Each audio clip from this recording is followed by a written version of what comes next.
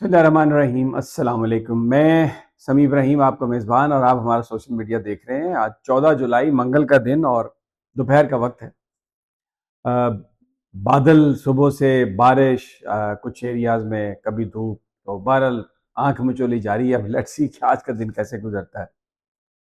खबरें 3-4 बड़ी अहम हैं।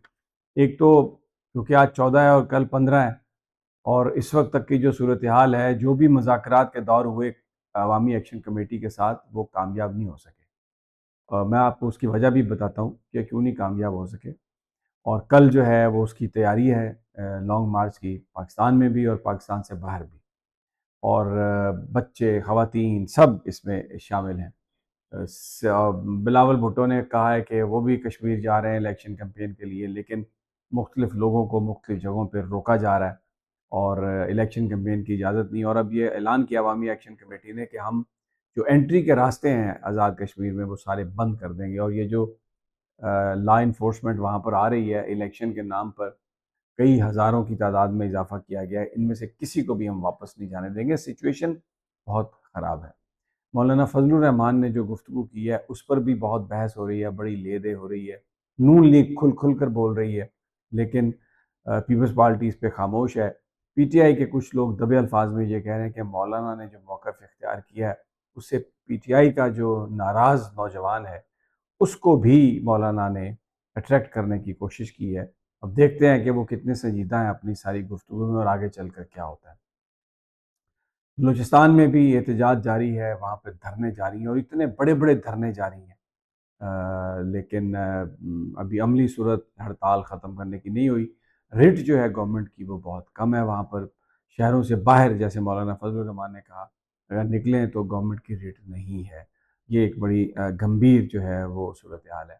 फिर वो जो एक डॉलर डॉर्क फिर वो जो एक है, जिसको मैं कहूँ, जो क्रिप्टो स्कैंडल है रज़ा डार का, जिसको कुछ लोग ये कह रहे हैं कि डार डॉलर, डार क्रिप्टो स्कैंडल, रेप स्कैंडल, इस तरह के ये जो मीडिया है इसमें, सोशल मीडिया पे मुख्तलिफ नाम जो हैं उसके वो दिए जा रहे हैं।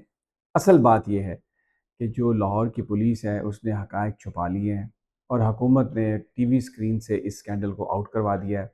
सहाफ़ियों को या तो खामोशी का साँप सूंघ गया है, या उनको साँप खामोशी का सूंघाया जा रहा है, और कोई इन्फॉर्मेशन नहीं आ रही। और ऐसा लग रहा है कि ये केस जो है ये ऑलमोस्ट अपने इख्तिताम पर पहुँच गया। लेकिन जो नूरानी साहब, अहमद नूरानी, जो अमेरिका में रहने वाले पाकिस्तानी सहाफ़ी हैं, वो ये कह रहे हैं कि इस चीज़ के अनडिनाएबल एविडेंस है इस चीज़ का कि मरीम नवाज़ ने फ़ौरी तौर पर कोशिश की कि ये जो ख़वातीन हैं, जो रेप विक्टिम हैं, ये मुल्क से बाहर चली जाएँ। और उन्होंने कानून के मुताबिक काम करने की जो कहानी जियो टीवी को ख़ास तौर पर एट्रीब्यूट किया है अहमद नूरानी ने, कि वो जो जियो ने इखलाकी बाख्तगी का सबूत दिया, उनके रिपोर्टर्स ने 2 नंबर काम किया। और मरीम नवाज़ के हवाले से जो गुफ्तगू की है कि जी उन्होंने कहा कि बस फ़ौरी तौर पर गिरफ़्तार कर लिया जाए, इंसाफ़ मिले, ये कतई तौर पर दुरुस्त नहीं, ये गलत है। और उन्होंने तो इसको बचाने की कोशिश की, और अब उसके बाद मीडिया ब्लैकआउट इस बात का सबूत है कि जो बड़े लोग हैं, इसहाक डार साहब जो नवाज़ शरीफ के करीबी अज़ीज़ हैं, वो उनके उनके खिलाफ कोई कार्रवाई नहीं हो सकती, उनके नवासे के खिलाफ कार्रवाई नहीं हो सकती। अब ज़रा आ जाइए, सबसे पहले कश्मीर, जो कश्मीरी रहनुमाओं से हमारी बात हुई है, उनका ये कहना है कि ये मुज़ाकरात इसलिए कामयाब नहीं हुए कि जो भी आता है हुकूमती नुमाइंदा, वो आके ये कहता है कि धरना ख़त्म करें, आप एहतजाज ख़त्म करें। और वो कहते हैं कि जनाब ये जो आने वाला जो असम्बली है, आप इलेक्शन होने दें, और जो आने वाली असम्बली इस हवाले से फ़ैसला करेगी कि ये 12 नशिस्तें मुहाजिरीन की रहें या ना रहें।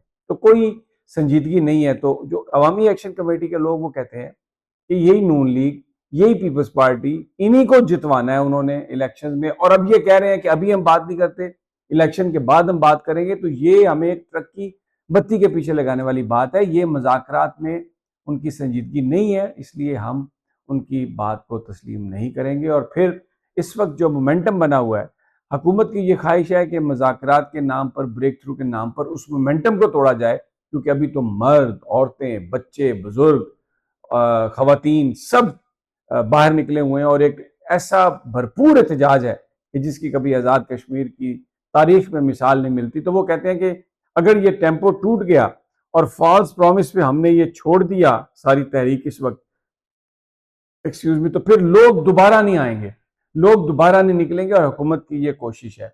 अच्छा, अब यही बात जो है, ये वो धरने वाले जो बलूचिस्तान में जिन्होंने धरना दिया हुआ है वो ये कह रहे हैं, क्वेटा में और ज़ियारत में, वो कहते हैं कि जनाब आके कहते हैं कि आप उठें यहाँ से और जाएं और एहतजाज खत्म करें और हम आपके मुतालबात पूरे कर लेते हैं, और कागजी तौर पर वो मुतालबात पूरे कर लेते हैं, लेकिन अमली तौर पर कोई उसकी कहानी नजर नहीं आती।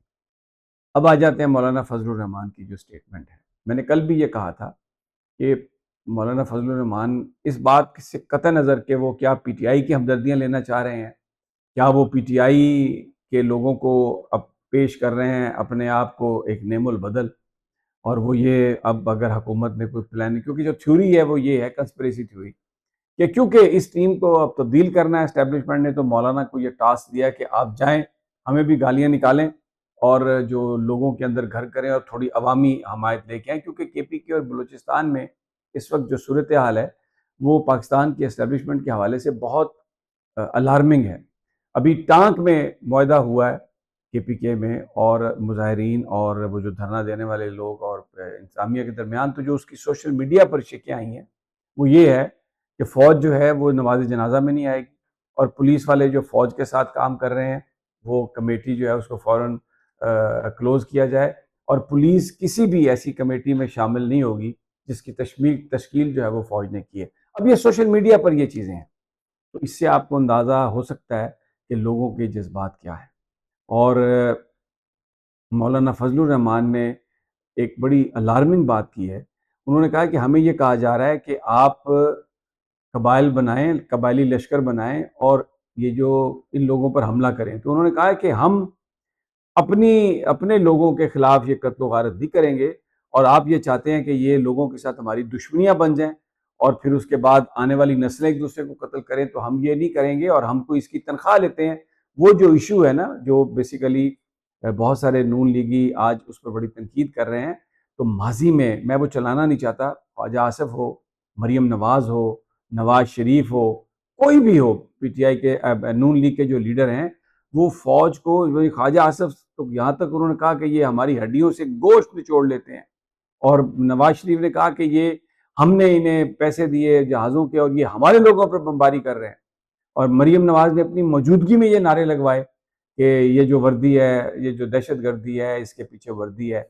ये वो सब वीडियोस मौजूद हैं, चल रही हैं, मैं चला सकता हूँ, लेकिन मेरा काम जल्दी पर तेल लगाना नहीं है, ना मैं किसी के खिलाफ कोई किसी को ऑर्गेनाइज कर रहा हूँ। लेकिन लोग भूल जाते हैं मौलाना की जो गुफ्तगू है, चाहे वो पीटीआई के लोगों को अट्रैक्ट करने के लिए है, चाहे वो अपोजिशन में रहकर ये तासुर देने की कोशिश कर रहे हैं कि वो हकीकी अपोजिशन है, जो भी है, लेकिन जो वो बात कर रहे हैं, बहुत सारे हल्के कह रहे हैं कि इस पर एक संजीदा गुफ्तगू की ज़रूरत है। क्योंकि आपको याद होगा अलामा मुनव्वर हसन साहब ने भी, जो जमात इस्लामी के सरबराह थे, उन्होंने भी इसी तरह से एक बड़ी मुतनाज़ बात कही थी और उस पर बड़ी लहदे हुई थी। और अभी भी एक बड़ी इंट्रिगिंग बात है वैसे, पीपल्स पार्टी जो है वो मौलाना पर कोई तनकीद नहीं कर रही, और मौलाना भी पीपल्स पार्टी के साथ इलेक्शन में आज़ाद कश्मीर के इल्हाक किया। बलूचिस्तान में भी बिलावल ने कहा था कि हम मौलाना को शामिल करते हैं।